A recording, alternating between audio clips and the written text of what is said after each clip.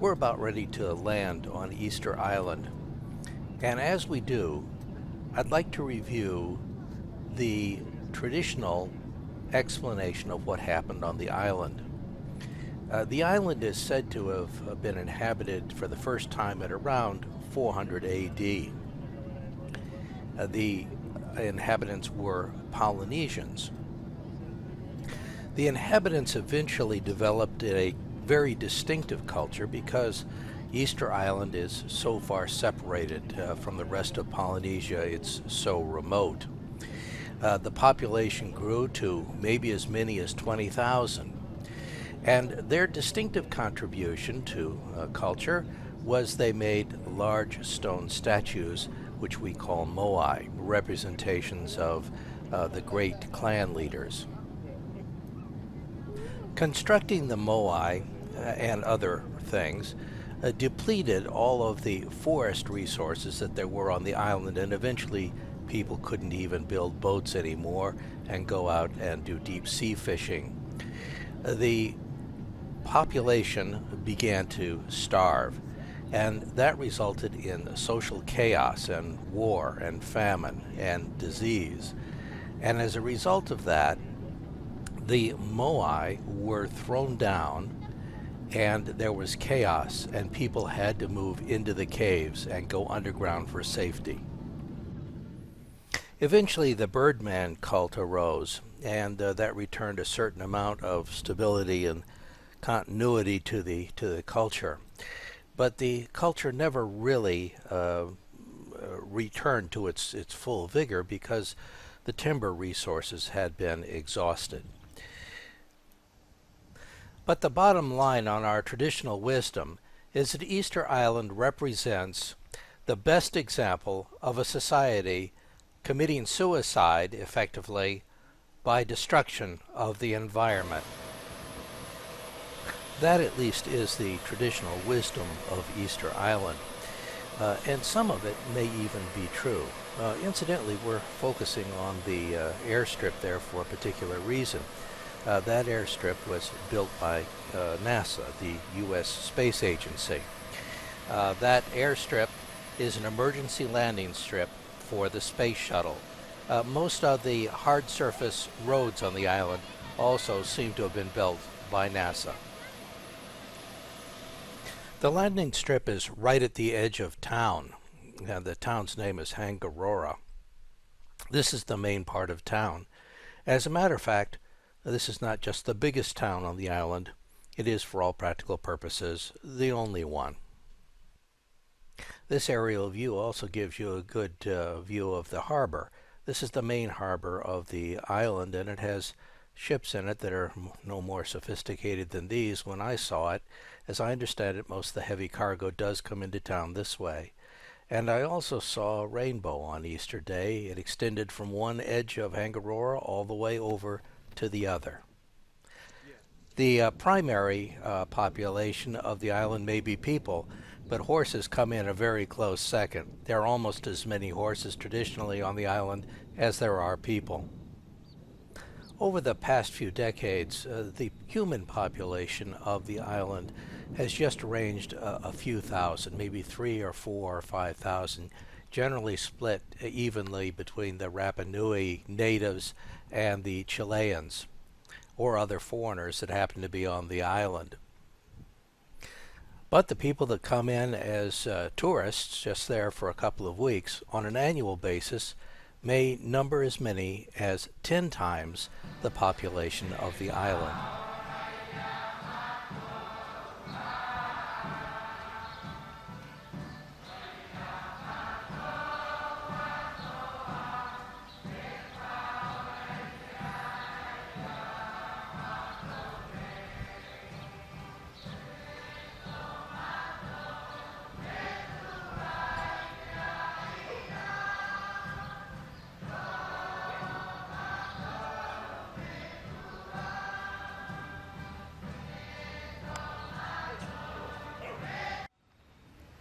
It's Easter today, and the church behind me is the Catholic Church, and they're having their worship service today, in fact right now.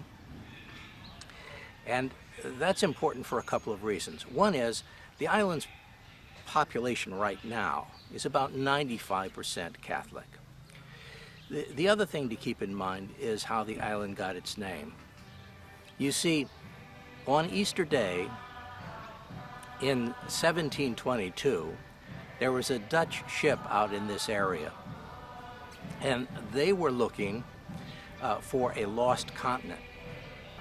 They didn't see the lost continent, but on the horizon they did see some smoke. And they proceeded to what is now known as Easter Island, and the first thing they observed looked like hundreds of fires around the island. And as they got closer, they discovered that apparently there was a worship service going on. The natives were squatted down with the soles of their feet down on the ground, and with their hands together like this, raising their arms up and down. The Dutch landed, and they discovered that the natives were growing several specific crops. Bananas, of course, you'd expect that, sugarcane, and sweet potatoes. Now, keep that in mind. We're going to be coming back to the sweet potatoes. In fact, the Dutch were so impressed by the sweet potatoes that they said that that was the island's daily bread. But just where is Easter Island anyway? Easter Island is the most remote inhabited island on the planet. As a matter of fact, the closest inhabited island is Pitcairn Island.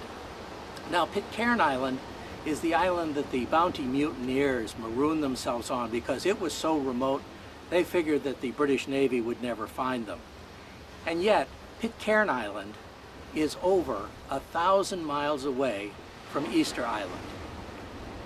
As a matter of fact, Easter Island itself is today owned by the country of Chile. Now, Chile is 2,000 miles to the east.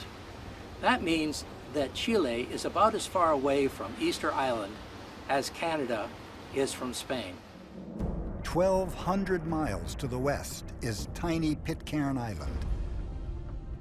2,400 miles to the east is the coastline of South America.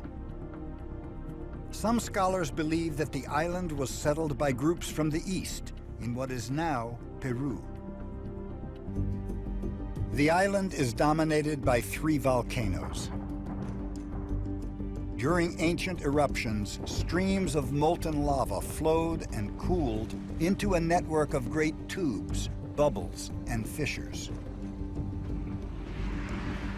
They left a terrain riddled with gaps, tunnels, and holes in the rock. Caves. The island is riddled with caves.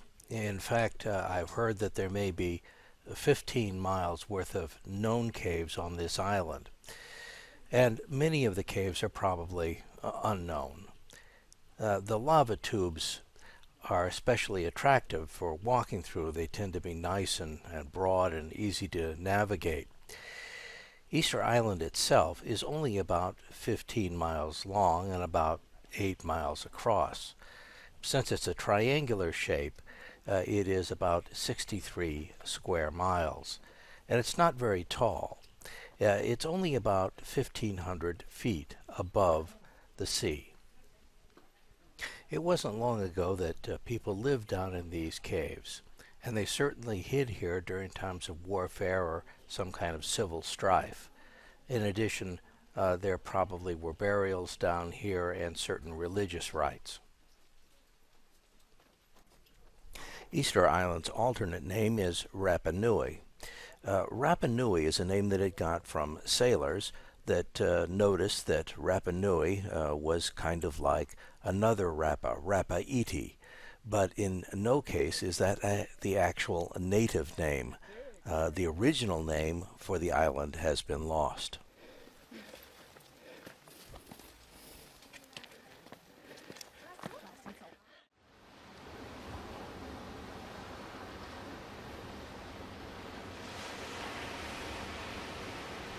I've been reading this book.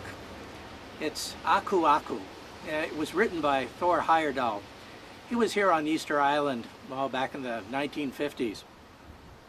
He's one of the first people to have taken a modern look at the island and the culture. You probably know Thor Heyerdahl, but not from his work on Easter Island.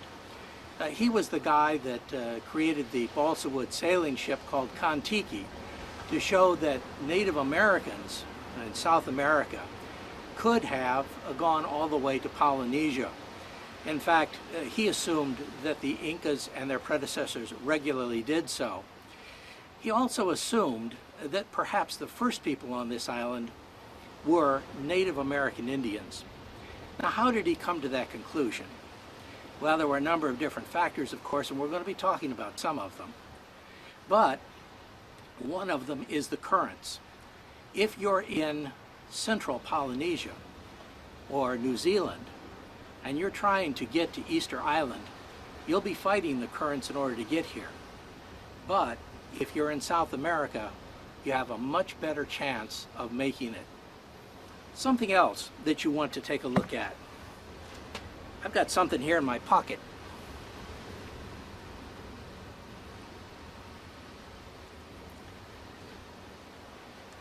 It might not look like much, and it's not. It's a potato. Something that's interesting, though, is where do potatoes come from? They come from South America, and they've been grown here on the island for a very long time. Sweet potatoes are a staple in this area, and in fact through much of Polynesia. So how did they get here if they didn't come by way of South America? There are other things as well. There are Inca myths, for example, that talk about natives from South America, generally called the Viracochas. Now, the Viracochas are sometimes described as relatively tall white people with beards. American Indians don't fit that classic description. And it's the Viracochas that were supposed to have told the local American Indians how to dress stone. And Viracocha, also known as Viracocha Kon-Tiki, which is where he got the name for his raft, the Viracochas left the area well before the Spanish came. But when the Spanish did come, the Incas referred to them, according to the Spanish, as Viracochas, because they thought that perhaps they were related to Viracocha, who is by now a god. Now, the Viracochas are very interesting for a lot of different reasons. They are first known from the Lake Titicaca area, and I'm going to be getting back to that again a couple of times.